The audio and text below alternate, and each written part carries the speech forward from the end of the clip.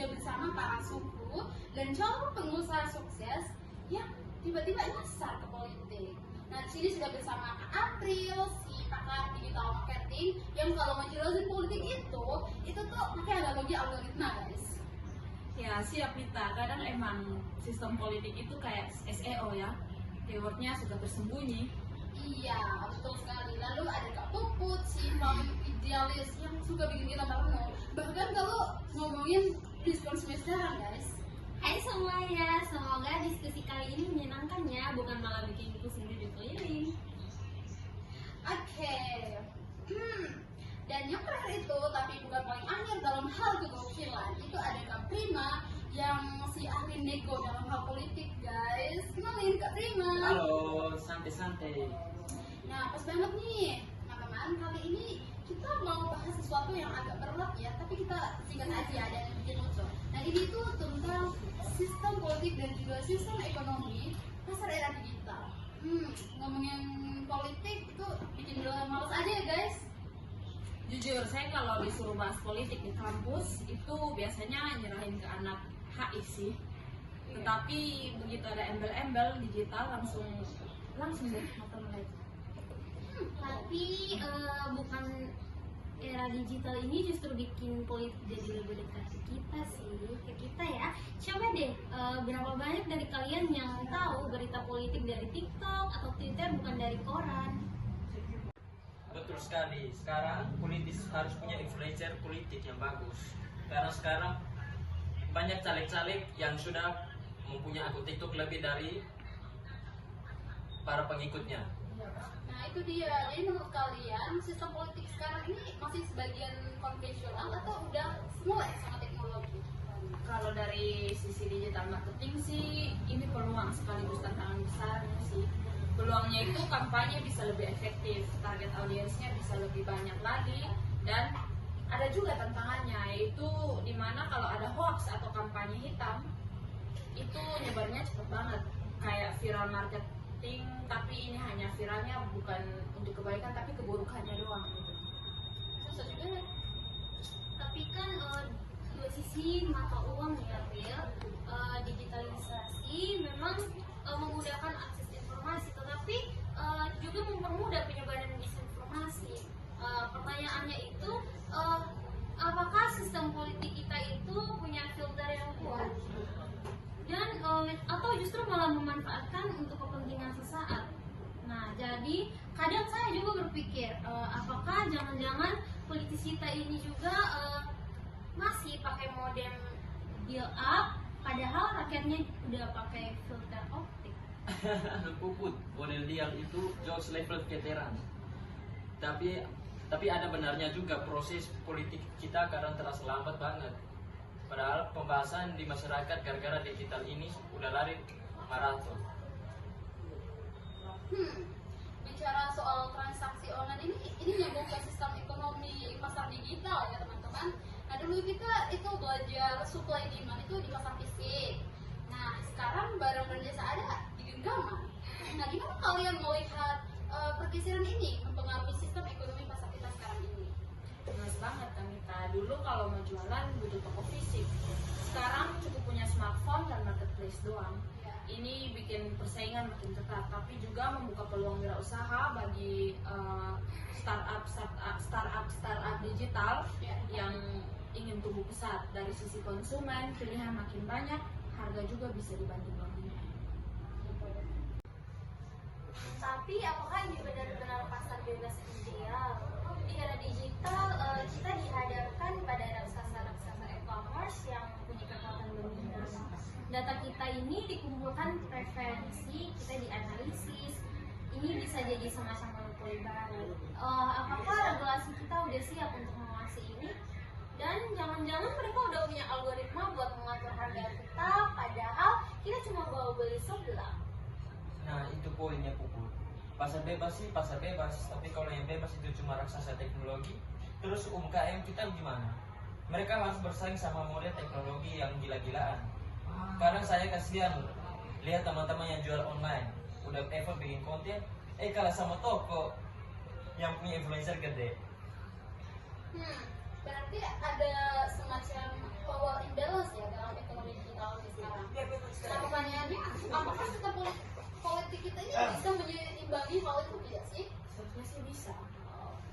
kadang politik itu juga punya kepentingan sendiri. Regulasi bisa jadi alat untuk melindungi kelompok tertentu atau malah jadi hambatan bagi inovasi. Idealnya pemerintah harus jadi fasilitator, bukan cuma regulator.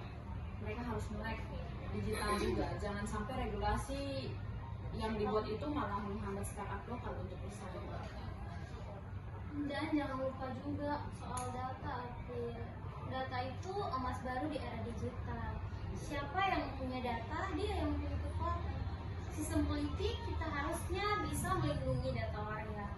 Apa yang terjadi kalau data-data penting kita itu jatuh ke tangan yang salah atau mungkin dipakai buat manipulasi politik?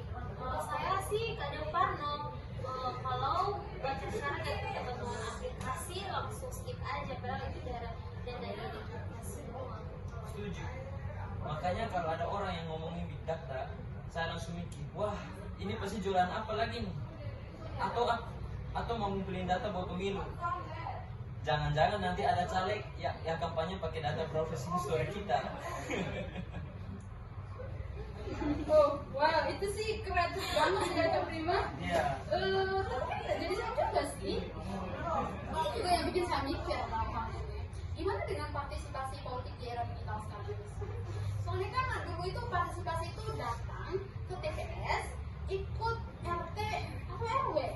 Nah sekarang tinggal klik like atau share gitu di media sosial. Nah, apakah itu cukup? Mas kalian gimana sih? Nah, ini itu pertanyaan yang krusial sih. Selektifin istilahnya, merasa sudah berpartisipasi dengan like postingan, padahal aksi nyatanya itu nol.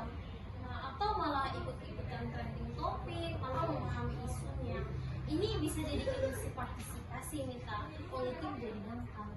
Tapi di sisi lain, digitalisasi juga memberi ruang bagi suara-suara yang selama ini terpinggirkan gitu. Gerakan sosial bisa tumbuh lebih cepat lewat media sosial, petisi online bisa viral, crowdfunding untuk isu-isu sosial juga makin marak. Itu kan sisi positifnya yang tadinya cuma bisa protes di jalan, sekarang jadi protes dari kamar sambil ngopi. Betul. Saya ingat dulu pas ada isu lingkungan, kita bisa retweet sampai ribuan kali dan pada akhirnya pemerintah respon. Itu kan efektif juga. Atau pas ada mahasiswa yang bikin gerakan minta transparansi anggaran kampus lewat TikTok. Jadi digitalisasi ini semacam pisau bermata dua juga ya buat partisipasi politik sekarang ini. Bisa jadi tool yang kuat untuk perubahan, tapi juga bisa jadi jebakan ilusi juga, ya enggak sih? Dan ini juga ada hubungannya sama literasi digital dan pendidikan politik. Nah, kalau masyarakatnya nggak melek digital, nggak bisa bedain mana berita valid atau hoax. Ya, sama aja bohong sih. Mungkin mereka akan mudah dimanipulasi juga. Kan pemerintah punya PR besar di sini. Bukan cuma bangun infrastruktur internet, tapi juga edukasi digital mungkin. Setuju banget Puput, ini PR kita semua sih sebagai mahasiswa administrasi bisnis. Kita harus ingat menganalisis informasi, jangan gampang telan mentah-mentah. Jangan cuma bisa bikin campaign produk, tapi juga bisa bikin campaign literasi digital yang lain. Dan jangan lupa di era digital ini privasi data jadi mati rantang. Siapa yang bisa jamin dan milik nggak bocor atau data kita pas belanja online dan salah gunakan buat politik. Saya pernah dengar ada partai yang bisa tahu preferensi politik seseorang dan riwayat belanjanya. Itu sih parah banget sih Kak Prima. Tapi bukan tidak mungkin kan? Jadi bagaimana sistem politik kita seharusnya merespon isu privasi ini? Nah, apakah sudah ada regulasi yang kuat? Belum. Itu sih jadi pertanyaannya sekarang. Idealnya sih harus ada, tapi praktiknya mungkin masih jauh ya. Undang-undang perlindungan data pribadi kita itu baru disahkan beberapa tahun lalu sih, dan implementasinya masih banyak celah.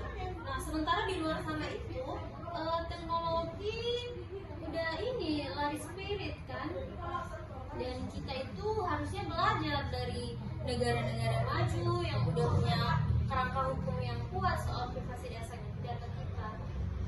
Ini juga juga tantangan buat perusahaan teknologi. Mereka punya kekuatan besar, tapi juga punya tanggung jawab sosial yang besar. Jangan cuma kejar profit doang, tapi juga pikirkan dampak sosial dan politik dari teknologi yang mereka kembangkan. Oke. Sekarang kita geser lagi ya ke ekonomi digital. Ya teman-teman. Tadi kita bahas soal power imbalance antara raksasa e-commerce dan juga UMKM ini. Seru banget sih. Tapi bagaimana dengan kesenjangan digital itu sendiri? Nggak semua orang punya akses internet kan? Nah, apalagi di daerah pelosok-pelosok itu sangat disayang sekali sih. Mas kalian bagaimana? Nah ini penting. Di Kupang aja masih banyak daerah yang sinyalnya putus nyambung. Apalagi di pedalaman, di mana mau bersaing ekonomi digital, kalau akses internetnya saja sudah susah. Kesenjangan ini bisa memperparah ketimpangan sosial dan ekonomi sih. Yang punya akses dan literasi digital tinggi, mereka itu bisa menikmati peluang di ekonomi digital. Nah, yang nggak punya itu yang makin tertinggal. Nah, ini juga menjadi PR bagi pemerintah ya untuk memastikan digital inclusion internet bukan lagi barang mewah tapi kebutuhan dasar.